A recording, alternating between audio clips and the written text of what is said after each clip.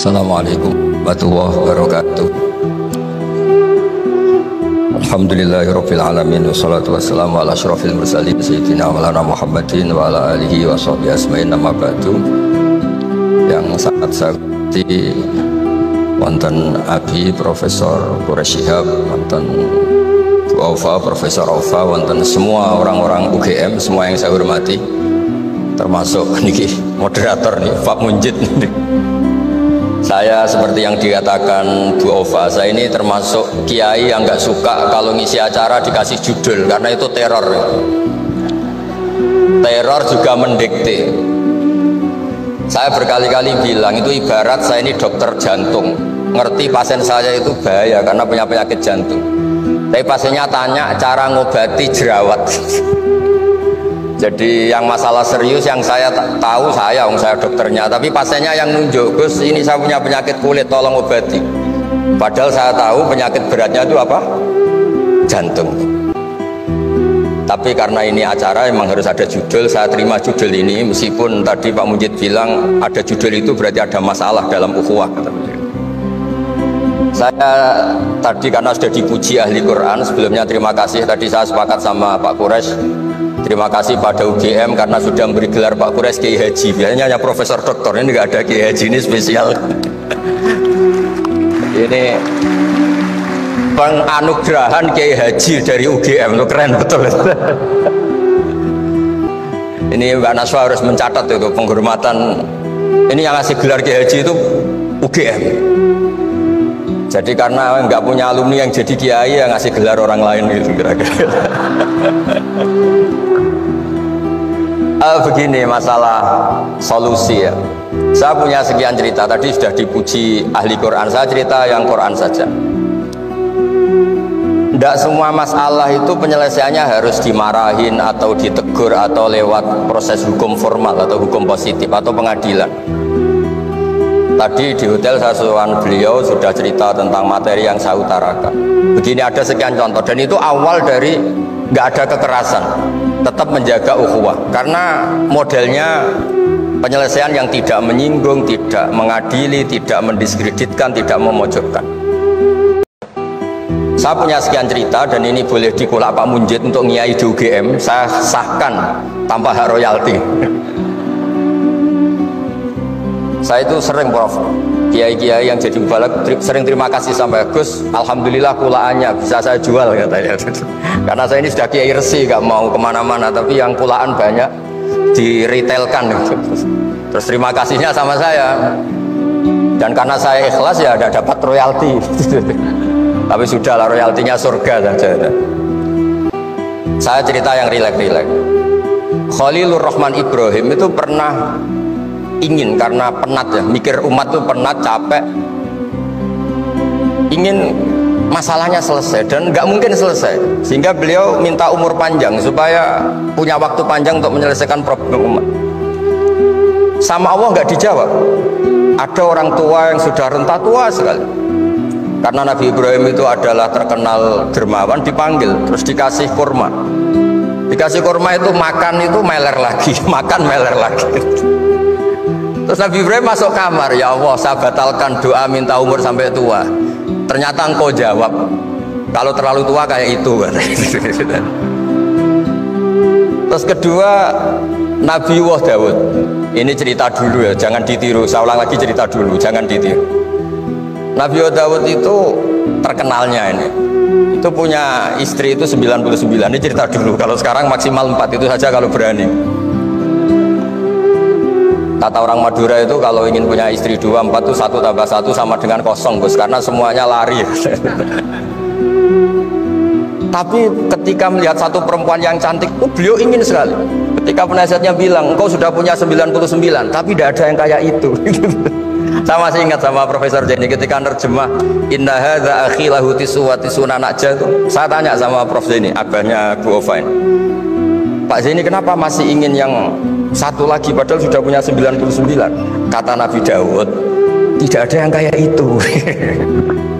Terus saya guyon sama beliau, berani berargumentasi ini depan Bu Latifah, ya jangan, ini kata Nabi Dawud, tidak kata saya.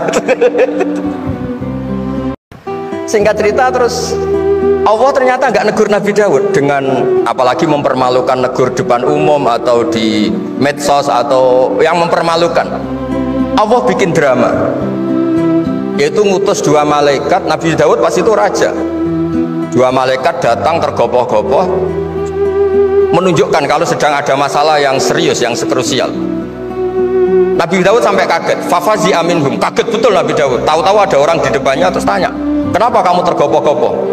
Saya ini punya masalah berat ya Nabi Allah Daud. Apa masalah kamu? Ini saudara saya sudah punya kambing 99, minta saya yang punya kambing hanya 1. Gimana cara jenengan? Oh kamu udah adil, kamu rakus, dimaki-maki yang punya 99. Sudah ini keputusan final, sudah pulang. Baris setelah pulang, loh itu gue banget kata Nabi Daud. Enggak ditegur, Allah pakai drama. Jadi masalah sekarang adalah amar ma'ruf nahi mungkar sudah kehilangan seni bikin yang tanpa masalah, yang tidak menimbulkan masalah baru gitu. Jadi intinya itu ada penyelesaian masalah yang enggak harus seperti itu gitu, pakai drama, pakai apalah yang. Terus cerita ketiga, banyak peristiwa-peristiwa sosial. Saya ulang lagi, peristiwa-peristiwa sosial yang penyelesaiannya itu juga agak lewat pengadilan. Ada ayat wa Daud wa Sulaiman idh yahkumani fil harthi idh nafashat fihi wa namul qaum. Itu yang diceritakan di beberapa tafsir. Ada cerita unik begini. Ada 2 perempuan kakak beradik, sama-sama punya anak. Kebetulan sama-sama ganteng. Karena masih kecil itu kan mirip. Saya ulang lagi, karena masih kecil itu mirip.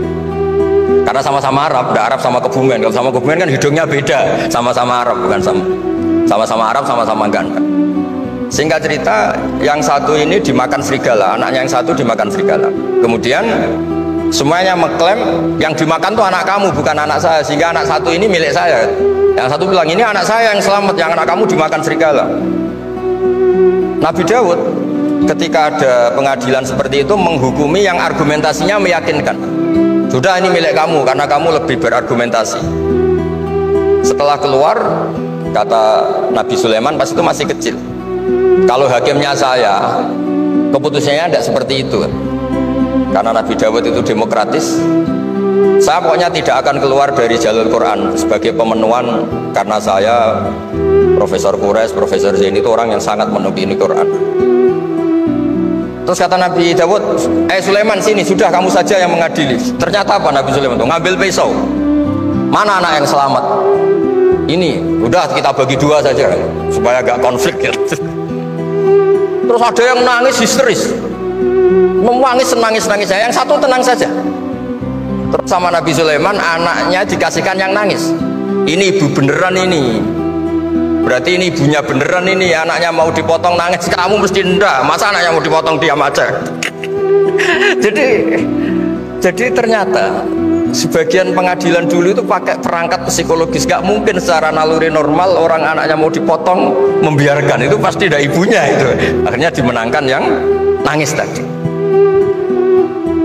Jadi banyak cerita di literatur saya. Itu tidak semua masalah atau kemungkaran atau maksiat atau apa itu diselesaikan pakai cara-cara mempermalukan di depan umum atau pidato berapi-api yang mojokkan sana sih. Cerita saya yang terakhir adalah tentang Rasulullah Muhammad SAW. Itu ada orang yang jenisnya hipersek atau hiper lah. Itu dia mau masuk Islam tuh problemnya karena dilarang zina, dilarang seks bebas, gaduh di masjid itu. Nabi memang kalau nemuin tamu di masjid karena itu wilayah publik. Nabi tanya, loh kenapa gaduh itu? Itu ada pemuda yang ingin masuk Islam tapi yasta'dinu fi zina, dia minta izin supaya tetap boleh zina. Nah, kenapa gaduh? Semua sahabat melarang karena itu nggak mungkin, makanya nggak boleh ketemu jenengan itu. Kata Nabi, enggak apa-apa, suruh ketemu saya. Setelah ketemu Rasulullah di depan beliau, apa betul kamu pemuda yang ingin masuk Islam tapi minta izin tetap boleh zina? Iya ya Rasulullah. Apa jawabannya Nabi itu unik. Atuhibbuhu li ummik, pertama, kamu suka kalau ibu kamu profesinya seperti itu kemudian dinikmati hidung-hidung belang? Enggak Nabi. Kalau ada orang gitu sama ibu saya tak pukul ya. Atuhibbuhu li bintik, kamu suka punya putri yang jadi mainannya orang-orang hidung belang? Ya enggak Nabi. atuhibbuhu li ammatik, kamu suka kalau itu terjadi di bule kamu. Sampai nyebut sekian orang-orang yang dicintai pemuda itu. Akhirnya pemuda itu, wallahi, demi Allah saya tidak pernah melihat sesuatu seburuk zina, seburuk itu. Dan demi Allah saya tidak akan zina lagi. Jadi logikanya diset oleh Nabi, dan Nabi tidak ngancam neraka, tidak marah, tapi logikanya diatur.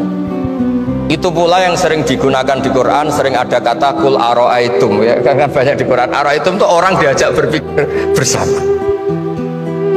Ya, jadi menjaga kemajmukan, menjaga ukhuwah itu dimulai dari cara menyelesaikan. Tidak semuanya harus pakai marah-marah, pakai apa. Dimulai dari Allah sendiri. Dalam banyak cerita di Quran, di hadis itu suka hal-hal yang kecil, yang keseharian. Makanya dulu itu kalau ulama ditanya, saya ini tidak punya uang padahal ingin makan enak, ij'al idama ka'al ju'a, ya lauk paling enak itu satu, yaitu lapar.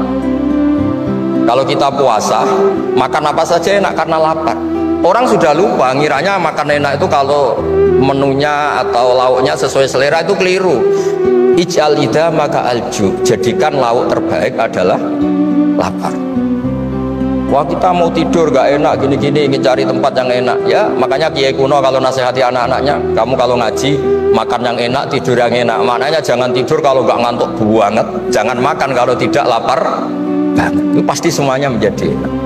Nah, orang sudah melupakan kearifan begitu, sehingga solusi-solusi yang dibikin ini lompatannya malah kacau, karena sebetulnya itu ndak adatnya Allah. Terus yang terakhir, ini makalah yang saya bawa dari dalam. Ini mungkin nanti Pak Munjid bisa belajar. Bisa ya tadi, bisa dijual ini. Karena sekarang itu ngaji itu pokoknya keren lah sekarang.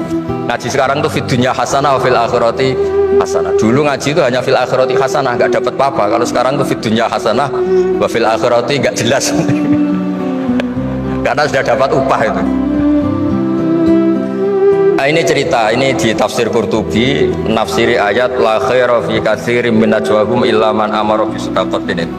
Ikutnya suratun Nisa, nanti bisa dicari di, ya kalau orang UGM mungkin di googling mungkin 114 ayatnya.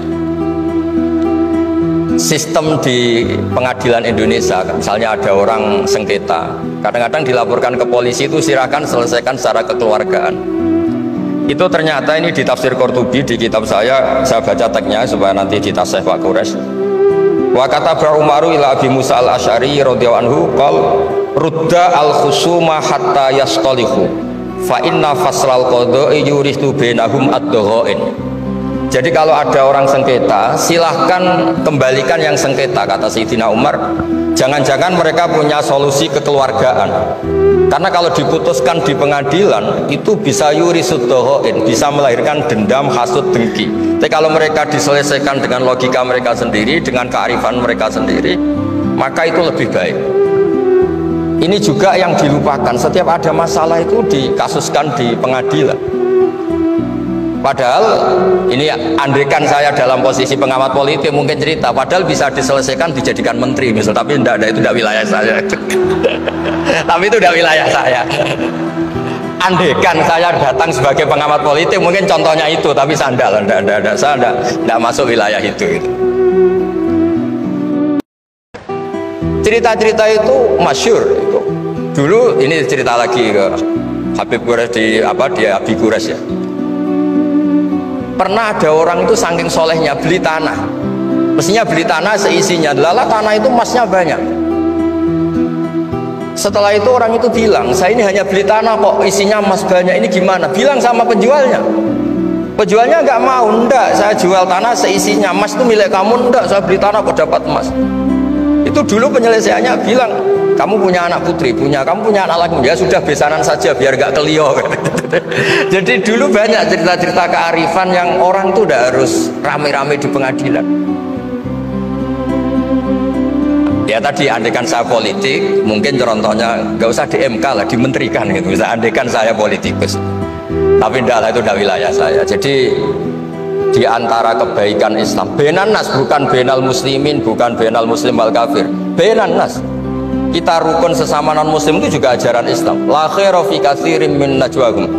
Diskusi apapun tidak baik kecuali diskusi-diskusi yang menyuruh kebaikan, menyuruh sedekah, au islahim bainan nas, atau diskusi yang menjadikan kita baik-baik saja. Hubungan kenegaraan, hubungan kebangsaan, hubungan kemanusiaan baik-baik saja. Nah, sekian mukadimah saya, nanti ditambahi Abi Qures, Profesor Qures. Sekian, dan saya tidak salam dulu karena pasti provokatornya ini merovokasi lagi.